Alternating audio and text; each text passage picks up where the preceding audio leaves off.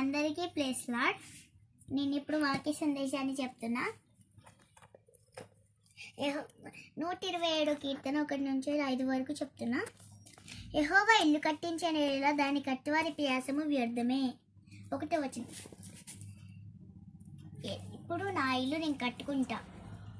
ఇక్కడ ఏమంటున్నాడు? యెహోవా ఇల్లు కట్టించని యెడల దాని కట్టువారి ప్రయాసము వ్యర్థమే. నా ఇల్లు నేను కట్టుకుంటే అది వ్యర్థమే అవుతుంది. యేసయ్య చిత్తం అయితేనే నేను కట్టుకోవాలి కదా. అందుకనే మీరు మీ ఇళ్ళని బోన్గా కట్టుకోద్దు. యేసయ్య చిత్తం అయితేనే మీరు కట్టుకునే ఆ ఉద్దేశం ఉంటుంది మీకు. యెహోవా పట్టణమును కాపాడని వల్ల దాని కావలి కాయేవారు మేలుకొని ఉండుట వ్యర్థమే. యెహోవా సెలవిస్తే దాన్ని కావలి కాయొచ్చు. యెహోవా సెలవియకపోతే దాన్ని కావలి కాయచే వాళ్ళు కూడా ఆ పని కూడా వ్యర్థమే.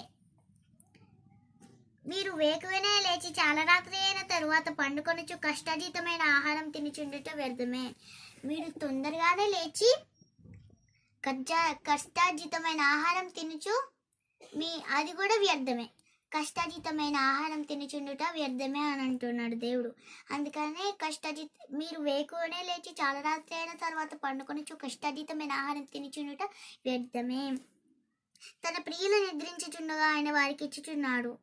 ఏమిస్తాడు అని ఇక్కడ చూద్దాం.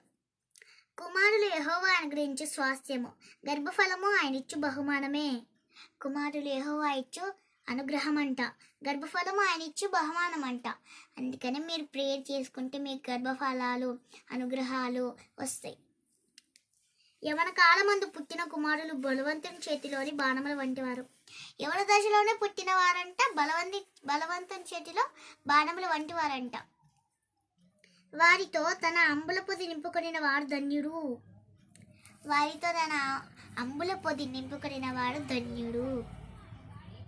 అట్టివారు సిగ్గుపడక గుమ్మంలో తమ విరోధులతో వాదించుదురు.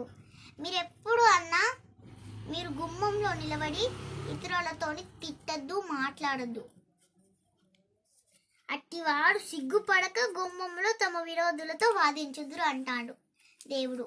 అందుకనే మనం గుమ్మంలో నిల్చొని ఎవరినన్నా తల్లిదండ్రులనన్నా మాట్లాడద్దు, అట్లా తప్పు.